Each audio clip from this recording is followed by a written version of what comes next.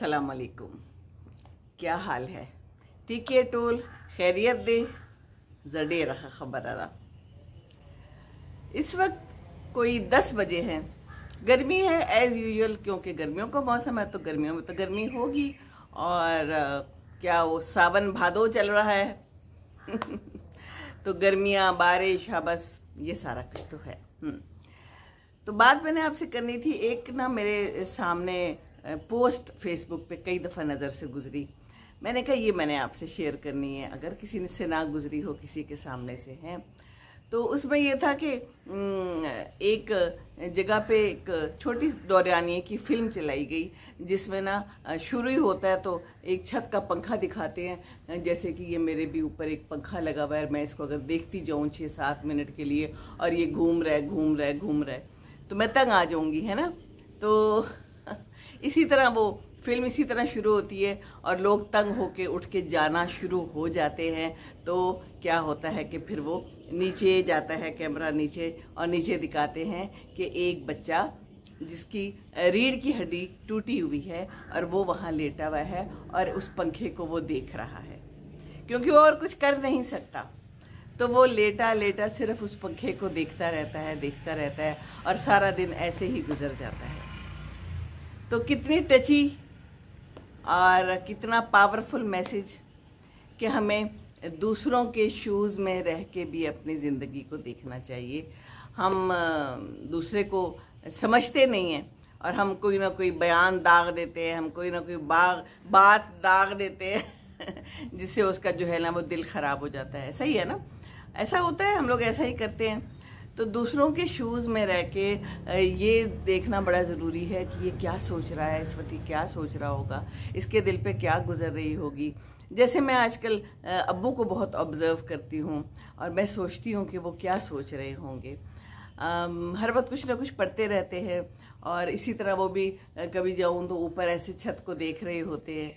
क्या सोचें आती होंगी, अम्मी को याद करते होंगे, अपनी पुरानी ज़िंदगी को याद करते होंगे कि मैंने कैसी ज़िंदगी गुजारी थी, अब मैं चल भी नहीं सकता, अब मैं बाथरूम तक जाना मेरे लिए मुहाल है, अब कोई मुझे लाके खाना देता है तो मैं खाता हूँ, पता नहीं मेरे साथ आगे क्या होने वाला है। अब कुछ अरसे से उन्होंने एसी बंद कर दिया है, कहते मुझे गर्मी लगती ही नहीं है, लेकिन ये कैसे हो सकता है। मैं फिर एसी चला देती हूँ, उनको थोड़े से पीछे रैशेस पड़ गए, थोड़े ज़ख़म आ गए, क्योंकि वहाँ पर हवा नहीं पहुँचती, गरम हबस गर्मी पसीना, तो फिर बुज़ुर्गों के साथ ये मसला हो जाता है। तो फिर मैंने शान को कहा है कि चलाना है तुमने एसी चलाओ थोड़ी देर के लिए, कमरा ठंडा करो। अब्बू को भी समझाया है, पता नहीं जान के नहीं चला रहे, क्या सोचें आती होंगी, है ना, पता नहीं। मैं तो अपनी सोचें ही बता सकती हूँ, लेकिन कुछ कुछ उनकी सोचें भी जहन में आती हैं। बात यह है कि हर किसी की अपनी ज़िंदगी है, हर किसी की अपनी सोचें हैं। आज मैंने सुबह एक वीडियो डाली है तो मुझे किसी ने मैसेज किया, बड़ी प्यारी बहन है, नाम मुझे भूल गया है, कि मुझे बहुत डिप्रेशन रहता है, मैं कुरान भी पढ़ती हूँ लेकिन मुझे डिप्रेशन रहता है, और मैं सुबह सोती हूँ और फिर मैं दोपहर को पढ़ती हूँ कुरान। तो मैंने उन्हें यही कहा है कि ऐसे करें कि आप ना रात को जल्दी सोएं, अर्ली खाना खाएँ, खाना ज़रूर खाएँ, और उसके बाद सो जाएं, तहज्जुद पे उठें और उसके बाद जो करना है करें, इंशाअल्लाह ताला अफाका होगा। और ये जो डिप्रेशन है ना, ये हम लोगों ने अपने लिए खुद ही बना लिया है। मैं जैसे अब्बू को बाहर लेके आती हूँ, ज़रूर इसलिए लाती हूँ बाहर कि बाहर ये आप हवा देखते हैं, ये पौधे देखते हैं, और ये सूरज जो हमें विटामिन डी देता है ना, ये सारा कुछ हम देखते हैं तो हमें अच्छा लगता है और हमारा डिप्रेशन दूर होता है, हमारी जो नेगेटिव थिंकिंग होती है वो दूर होती है। ये हमें खुशी देते हैं, सूरज हमें खुशी देता है। मैं कहीं पढ़ रही थी कि सूरज के ऊपर भी ना हो रहा है, क्या उसे कहते हैं, तहकीक हो रही है, रिसर्च हो रही है कि ये खुशी देता है। तो सूरज में आए, हम जब छोटे थे, हम जब बच्चे थे तो क्या करते थे, दीवारों पे चढ़ते थे, दरख्तों पे चढ़ते थे, अमरूद तोड़ते थे, आम तोड़ते थे। माँ बाप को कोई फिक्र नहीं होती थी कि गिर जाएंगे या कुछ हो जाएंगे, हैं। वो कहते थे ठीक है, जो कर रहे हैं वो करते रहे, सीख रहे हैं, दे आर लर्निंग, है ना। तो ये लर्न करना भी बड़ा ज़रूरी है हैं। ज़िंदगी की धूप छाँव और गर्मी बर्दाश्त करना भी बड़ा ज़रूरी है। ठंडक में हर वक्त नहीं रहना होता, पता चलता है कि ज़िंदगी क्या है। तो दूसरों की बातों को एक तो बहुत ज़्यादा सीरियस भी ना लें। लोग जो है ना वो दिल दुखाने की बात करते हैं, दिल जलाने की बात करते हैं, तो उसको भी सीरियसली नहीं लेना। अपनी ज़िंदगी अपनी मर्ज़ी से गुजारें, बिल्कुल गुजारें, यह आपका हक है, आपकी ज़िंदगी है। लेकिन बाहर अपने आप को हवा ज़रूर लगाएं, सारा वक्त अंदर नहीं बैठे रहना। बेशक आपके पास पैसा है जो भी है, और आप अफोर्ड कर सकते हैं हर वक्त का एसी, लेकिन उसके बावजूद बाहर निकलना ज़रूरी है। ये ज़िंदगी, ये आसमान, ये सितारे, ये चाँद, ये सूरज, ये दरख्त, ये परिंदे ये सब देखना ज़रूरी है ना। इससे इंसान को अच्छा लगता है। और ये है कि ज़रूर अपने सुबह उठ के नाश्ता ज़रूर करना है, कपड़े चेंज कीजिए, अपने अच्छे से कपड़े पहनिए, अच्छे से कलर से भी आपको पता है दिल के ऊपर और आपके जिस्म पर, आपके दिमाग पर अच्छा असर होता है तो थोड़े कलर्स को अपनी ज़िंदगी में लाएं, फूल लगाएं, फूल भी कलर्स हैं, है ना। और बाकी ये है कि मिट्टी से जुड़ें। ये देखें पीछे चक्कियाँ और घड़े लाएं फूल ला के लगाएं। आजकल के मौसम में फूल लगाना जो है ना, इट्स वेरी गुड। तो आपको डिप्रेशन नहीं होगा और जो है ना परेशानी नहीं होगी। ये डिप्रेशन जो है ना, ये हमें इर्द गिर्द के लोग देते हैं। मैंने एक ना बड़ी मज़ेदार एक और पोस्ट पढ़ी, भाई आती रहती है फेसबुक पे सामने, तो फिर हम पढ़ लेते हैं, है ना। इसमें क्या मुज़ायका है? कोई मुज़ायका तो नहीं है ना। मुज़ायका तो बस इस गर्मी में हो कोई बात नहीं। ये भी नेचुरल देखने कि कितनी गर्मी है लाहौर में, ओ हो लेकिन कोई बात नहीं, हम फिर भी अपनी बात जारी रखेंगे है ना। बात तो जारी रखते रहना ही चाहिए। हाँ, परेशान नहीं होना चाहिए किसी भी चीज़ से। वैसे मैं बात क्या कर रही थी, मैं बात ही भूल गई। मैं क्या कर रही थी बात, ओहो, चले याद आ गई तो फिर कर लूँगी। तो बस ये है कि खुश रहें और अच्छे अच्छे कलर्स लाएं अपनी ज़िंदगी में, फूल पौधे लाएं और दूसरों की बातों को दिमाग पे ना लें। हाँ, तो मैं पोस्ट की बात कर रही थी। एक पोस्ट थी कि जिसमें लिखा हुआ नहीं था, एक बंदा बता रहा था, और वो ये कह रहा था कि एक खातून थी जिसको बहुत सख्त डिप्रेशन था, तो उसको लेके गए साइकेट्रिस्ट के पास। तो खैर इन द एंड पता ये चला कि वो उस खातून को डिप्रेशन अपने मियाँ की वजह से था। जी हाँ, तो वो उसने सब मियाँओं को कहा हुआ था कि मियाँओं को चाहिए कि अपनी बीवियों का ख्याल रखें, क्योंकि बीवी के लिए सबसे इम्पॉर्टेंट मियाँ होता है। उसका कहना, उसकी हरकतें सारी उसके ऊपर असर करती हैं। तो मेरा सब मियाँओं से 10 बस्ता इल्तिमास है कि अपनी बीवियों का ख्याल रखें, अपनी घर की ख़वातीन का ख्याल रखें। वो खुश रहेंगी, आप उन्हें खुश रखेंगे तो, आप उनका साथ देंगे तो खुश रहेंगी। एक और ख़ातून का था, एक ख़त गुजरा था मेरी नज़र से, जो कह रही थी कि मेरा मियाँ हर वक्त मेरे से लड़ाइयाँ करता है, और लड़ाइयाँ करके घर में ही ससुराल है, यानी कि घर उनका अलग है, तो वहाँ चला जाता है। मैं और मेरी एक छोटी बेटी है, और छोड़ के कई दिन तक जो है ना वो गायब हो जाता है, और उधर ही जाता है, और बात भी नहीं करता, और मेरा पता भी नहीं करता। कितने अफसोस की बात है। इन मियाँओं को चाहिए कि ऐसी हरकतें ना करें, तंग ना करें अपनी बीवियों को। आप किसी को शादी करके लेके आते हैं तो ये आपका फ़र्ज़ है कि आप उसका पूरे का पूरा साथ दें, उसको ऐसे नहीं छोड़ना मंझधाड़ में। लेकिन ऐसा बहुत लोग कर रहे हैं आजकल, मुझे ये पता चल रहा है कि ऐसे बहुत लोग कर रहे हैं, बहुत तंग कर रहे हैं। ये जो है ना, ये सारे अब्यूज़ की किस्में हैं मुख्तलिफ़ किस्म की। ये मेंटल टॉर्चर है, और जो बात बंद कर देते हैं, बात नहीं करते, दिस इज़ ऑल्सो अब्यूज़। आप जान के अपनी बीवी को तंग करते हैं, है ना। तो ऐसा नहीं करना चाहिए, क्योंकि बीवियाँ भी किसी की बेटियाँ होती हैं, है ना। और बेटियों को भी नहीं तंग करना चाहिए, माओं को नहीं तंग करना चाहिए, किसी को भी नहीं तंग करना चाहिए। ख़वातीन जो है ना बेचारी बड़ी नाजुक सी होती हैं। अब जो है ना कुछ ख़वातीन मुझे मैसेज करेंगी, जी हमारी बहू तो ऐसी है, तो आप ख़वातीन के बारे में ऐसे ना कहें, हमने बड़ी बड़ी ख़वातीन देखी हैं, तो ये तो वो। ठीक है, हर किस्म के लोग पाए जाते हैं, मैंने कब इनकार किया कि हर किस्म के लोग नहीं पाए जाते।